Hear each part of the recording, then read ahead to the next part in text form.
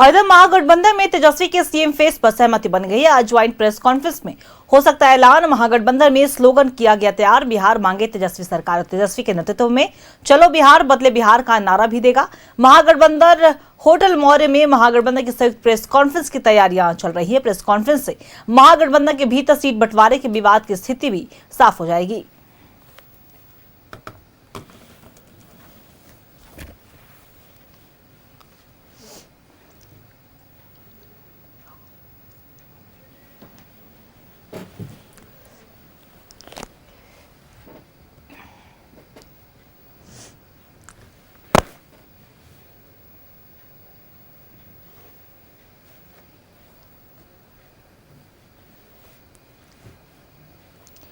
देखिए, महागठबंधन में लगातार सीट शेयरिंग को लेकर किचकिच देखने को मिला। विवाद थमने का नाम नहीं ले रहा था। ऐसे में कल की बात करें तो कांग्रेस के बिहार के चुनावी पर्यवेक्षक अशोक गहलोत भी पहुंचे थे तेजस्वी आवास पर जाकर। लालू प्रसाद यादव, राबड़ी देवी और तेजस्वी यादव से भी मुलाकात की थी। ऐसे में कहा जा रहा है कि जो विवाद है वो आज साफ तौर पर सारी तस्वीरें साफ कर देंगे महागठबंधन की ओर से और संयुक्त रूप से प्रेस वार्ता की जाएगी और ये भी ऐलान किया जाएगा कि अगर महागठबंधन की सरकार बनती है तो तेजस्वी यादव ही सीएम का फेस है।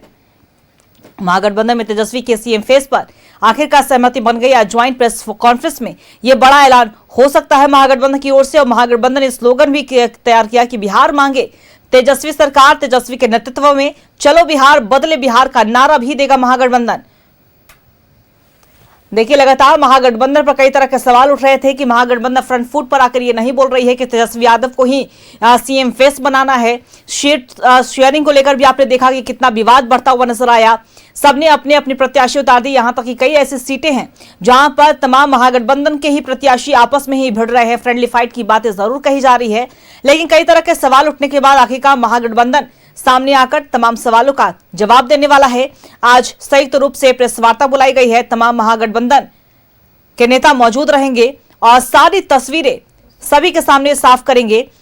सीट शेयरिंग का ऐलान औपचारिक तौर पर किया जाएगा। दूसरी तरफ तेजस्वी यादव के नाम पर जो सहमति बनी है उसे भी सामने रखा जाएगा। चलो बिहार बदले बिहार का नारा भी आज महागठबंधन देने जा रहा है। बिहार मांगे तेजस्वी सरकार, ये नारा भी तैयार किया गया है महागठबंधन की ओर से। और जो सीट बंटवारे के विवाद जो चल रहे थे उसकी भी अब स्थिति आज साफ हो जाएगी।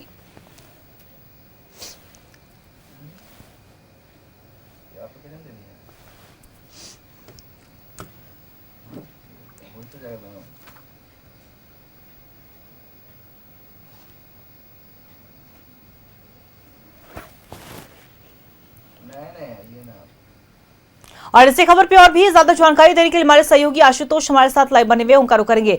आशुतोष, देखिए, अगर हम बात करें तो महागठबंधन में लगातार किचकिच देखने को मिला। एक तरफ सीट शेयरिंग को लेकर आपने भी देखा और तमाम जो घटक दल थे उन्होंने भी देखा और एनडीए ने खासतौर पर इस पर चुटकी भी ली, क्योंकि महागठबंधन में तस्वीरें साफ हो ही नहीं रही थी कि कितने पे कौन लड़ने वाला है।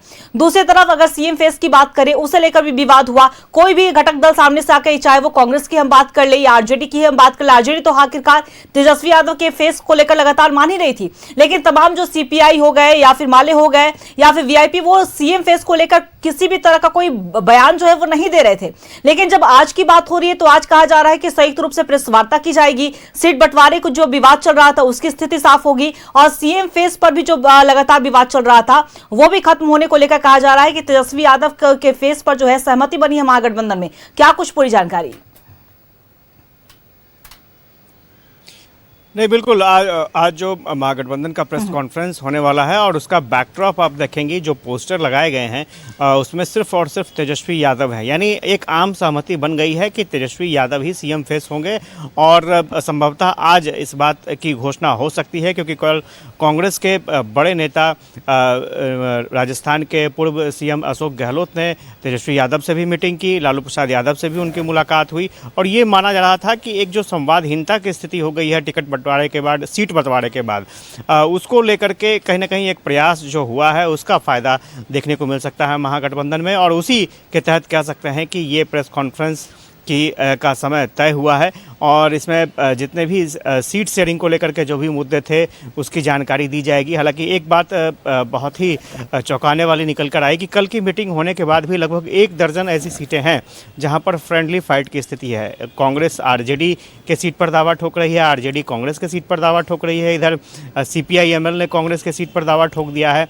तो लगभग 1 दर्जन ऐसी सीटें हैं जहाँ पर फ्रेंडली फाइट की स्थिति होगी। उस पर अभी तक कोई सॉल्यूशन नहीं निकल पाया है और अशोक गहलोत ने भी इस बात को स्पष्ट रूप से माना था कि ये परिस्थितियां बन रही हैं। लेकिन इतना ज़रूर है कि एक जो कमोबेश जो हालात बन रहे थे कि महागठबंधन में कोई आपसी सामंजस्य नहीं है, तो वो सामंजस्य यहाँ देखने को अब मिल सकता है, क्योंकि सिर्फ सीटों का ऐलान नहीं होगा, ऐलान तो हो ही चुका है सीटों का, लेकिन अब आगे किस तरह से साझा रणनीति तय होगी, किस तरह से चुनाव प्रचार अभियान चलेगा और एकजुटता का मैसेज देने की कोशिश की जाएगी। क्योंकि आमतौर पर जो अभी तक देखा गया है कि जिस तरह से सीट शेयरिंग की पटकथा लिखी गई थी उसको लेकर के पब्लिक तक में ये मैसेज जा चुका है कि महागठबंधन में सब चीज़ ठीक ठाक नहीं है। तो इस प्रेस कॉन्फ्रेंस के ज़रिए एक बड़ा संदेश देने की कोशिश है कि महागठबंधन एकजुट है। हालांकि और भी क्या खुलासे हो सकते हैं इसमें, क्योंकि सीट शेयरिंग की घोषणा ऑलरेडी की जा चुकी है।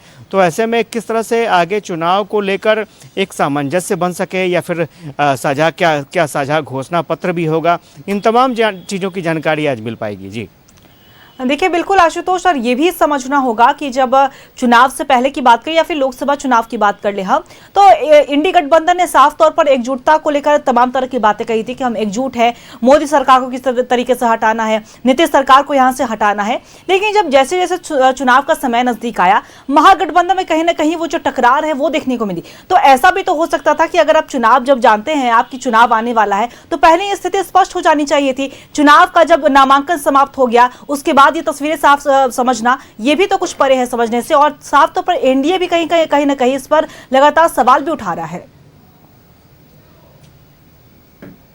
देखिए, एक बात स्पष्ट रूप से समझना होगा कि ये महागठबंधन में सीट शेयरिंग विलंब क्यों हुआ और उम्मीदवारों के लिस्ट सबसे आखिरी में क्यों जारी हुए। अगर आप पूरा एनालिसिस करेंगी तो एक बहुत ही चौंकाने वाली चीज़ सामने आएगी जिस पर अभी तक किसी का ध्यान नहीं गया है। एक बात स्पष्ट तौर पर था कि यहाँ प्रशांत किशोर नाम का तीसरा एलिमेंट चुनाव में मौजूद है। आप समझिए कि अगर सीट शेयरिंग की घोषणा हो जाती और उसी आधार पर अगर उम्मीदवारों के नाम घोषित हो जाते तो ये बिल्कुल तय था कि प्रशांत किशोर ऐसे उम्मीदवारों को टिकट देते जो कहीं ना कहीं आरजेडी से वंचित हो गए थे, जो इंतज़ार कर रहे थे कि उन्हें मौका मिलेगा, आरजेडी हो या कांग्रेस हो, वैसे मजबूत कैंडिडेट को प्रशांत किशोर मौका दे सकते थे। और यही वजह रही कि एक स्ट्रैटेजी ये भी थी कि इतना विलंब कर दिया जाए ताकि प्रशांत किशोर को कोई मौका नहीं मिल सके। लेकिन इसी दौरान जो स्ट्रैटेजी बनाई गई महागठबंधन में खासतौर से आरजेडी की तरफ से, वो कहीं ना कहीं उसके लिए परेशानी का सबब बन गया। वो भले ही प्रशांत किशोर को एक झटका देना चाहते थे, लेकिन उसी झटके में खुद आरजेडी फंस गई और उनके कैंडिडेट्स की बात करें या फिर महागठबंधन के कैंडिडेट्स की बात करें तो एक दूसरे में क्लैश की स्थिति सामने आ गई। और सबसे बड़ी बात स्वाभाविक है कि जैसे जैसे विलंब हुआ है, आप देखेंगे कि एनडीए का चुनाव प्रचार शुरू हो चुका है। प्रधानमंत्री की बात करें या फिर अमित शाह की बात करें या फिर आज जेपी नड्डा का कार्यक्रम हो रहा है, इससे पहले भी कई नामांकन सभाएं हो चुकी हैं, बड़े बड़े नेताओं की नामांकन सभाएं हो चुकी हैं।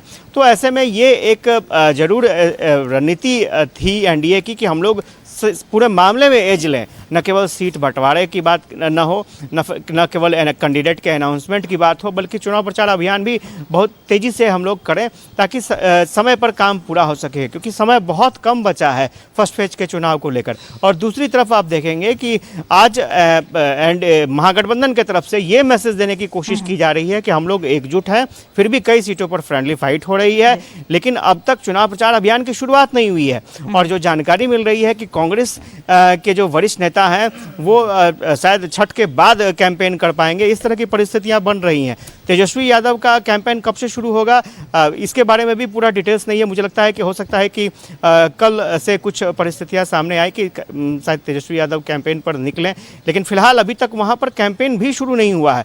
तो ये दोनों अंतर दिख रहा है स्पष्ट तौर पर। अब महागठबंधन इस गैप को कैसे दूर कर पाएगा, कैलकुलेशन आप देखें ना, तेजस्वी यादव अगर सीएम फेस होते हैं तो तेजस्वी यादव को कितनी सभाएं होंगी। होंगी। उनके पास 143 सीट्स हैं और इसके साथ ही उन्हें उसी आधार पर कैंपेन भी करना होगा। और चुनाव प्रचार का दिन कितना बचा है? मात्र 13-14 दिन है, जिसमें से उसमें पर्व त्यौहार यानी छठ पर्व भी इंक्लूडेड है।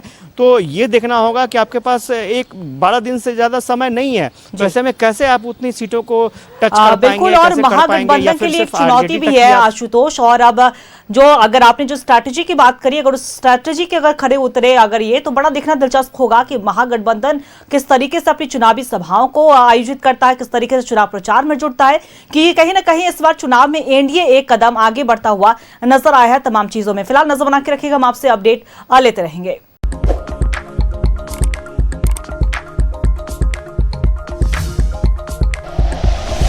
Like and share videos, subscribe करें हमारा चैनल और प्रेस करें बेल आइकॉन। न्यूज़ 11 भारत, सच है तो दिखेगा।